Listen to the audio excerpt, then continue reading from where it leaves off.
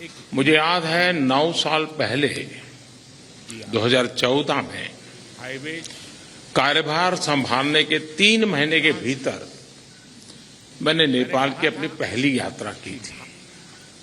उस समय मैंने भारत नेपाल संबंधों के लिए एक हीट फॉर्मूला HIT दिया था। हाईवेज, आईवेज और ट्रांसवेज।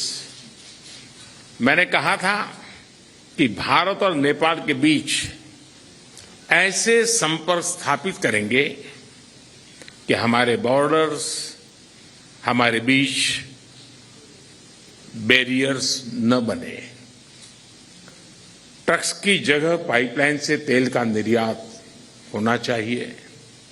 साझा नदियों के ऊपर ब्रिज बनाने चाहिए। नेपाल से भारत को बिजली निर्यात करने के लिए सुविधाएं बनाई जानी चाहिए। फ्रेंड्स, आज 9 साल बाद मुझे कहते हुए खुशी है कि हमारी पार्टनरशिप वाकई में हिट है।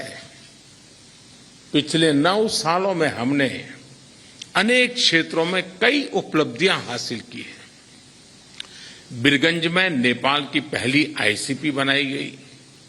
भारत नेपाल के बीच हमारे क्षेत्र की पहली क्रॉस बॉर्डर पेट्रोलियम पाइपलाइन बनाई गई। हमारे बीच पहली ब्रॉडगेज रेल लाइन स्थापित की गई। सीमा पर नई ट्रांसमिशन लाइंस का निर्माण किया गया है। अब हम नेपाल से 450 मेगावाट से अधिक बिजली आयात कर रहे हैं। अगर हम 9 साल की उपलब्धियों का वर्णन करने लगेंगे तो पूरा दिन निकल जाएगा। फ्रेंड्स, आज मैंने और प्रधानमंत्री प्रचंड जी ने भविष्य में अपनी पार्टनरशिप को सुपर हिट बनाने के लिए बहुत से महत्वपूर्ण निर्णय लिए हैं।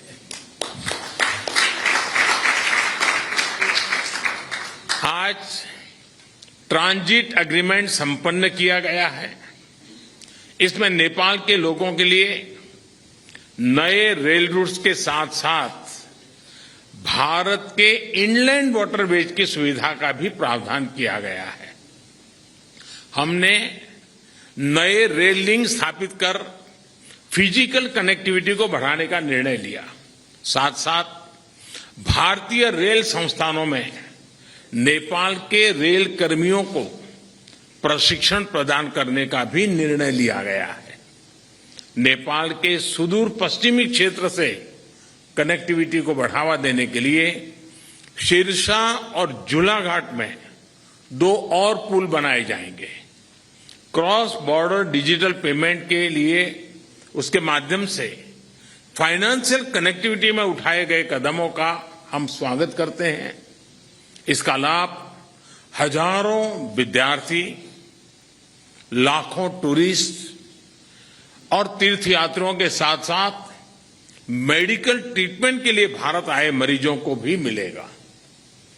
3 ICP के निर्माण से आर्थिक कनेक्टिविटी सुदृढ़ होगी। पिछले साल हमने पावर सेक्टर में सहयोग के लिए एक लैंडमार्क विजन डॉक्यूमेंट अपनाया था। इसको आगे बढ़ाते हुए आज भारत और नेपाल के बीच long term power trade agreement संपन्न किया गया है। इसके अंतर्गत हमने आने वाले 10 वर्षों में नेपाल से 10,000 मेगावाट बिजली आयात करने का लक्ष्य रखा है। फुकोट, कर्णाली और लोअर अरुण हाइड्रो इलेक्ट्रिक परियोजनाओं पर हुए समझौते से विद्युत क्षेत्र में सहयोग को और बल मिला है। मोतीहारी अमलेखगंज पेट्रोलियम पाइपलाइन के सकारात्मक प्रभाव को देखते हुए इस पाइपलाइन को चितवन तक ले जाने का निर्णय लिया गया है। इसके अलावा सिलीगुड़ी से पूर्वी नेपाल में झापा तक एक और नई पाइपलाइन भी बनाई जाएगी। साथ साथ चितवन और झापा में नए स्टोरेज टर्मिनल भी लगाए जाएंगे। नेपाल में एक फर्टिलाइजर प्लांट स्थापित करने के लिए आपसी सहयोग पर भी हमारी सहमति हुई है। फ्रेंड्स, भारत और नेपाल के धार्मिक और सांस्कृतिक संबंध बहुत पुराने हैं और बहुत मजबूत है।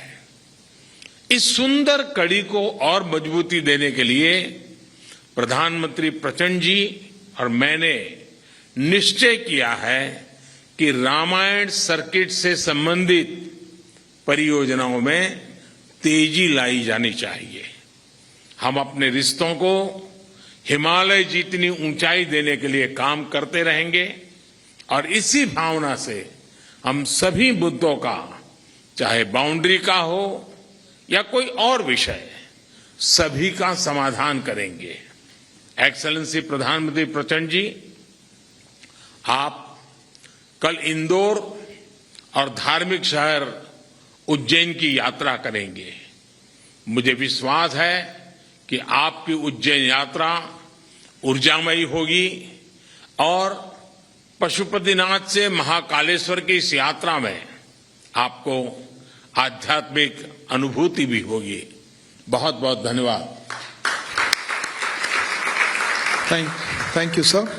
May I now call upon the Honorable Prime Minister of Nepal to make his remarks. Sir. Your Excellency Shri Narendra Modi ji, member of delegation from both sides, friends from media, ladies and gentlemen. Thank you, Prime Minister Shri Narendra Modi ji, for your kind words. I am equally touched by your warm welcome and generous hospitality. This is my fourth visit to India as the Prime Minister of Nepal. I fondly recall my previous visit in September 2008 and then twice in September and October 2016. I bring with me the greeting and best wishes of the government and people of Nepal. We are happy to see the remarkable transformation of India's economic and development landscape under the able leadership of Prime Minister Modi ji.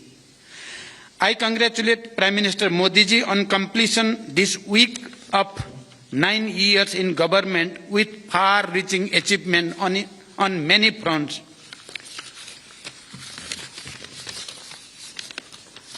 The relation between Nepal and India are age-old and multifaceted.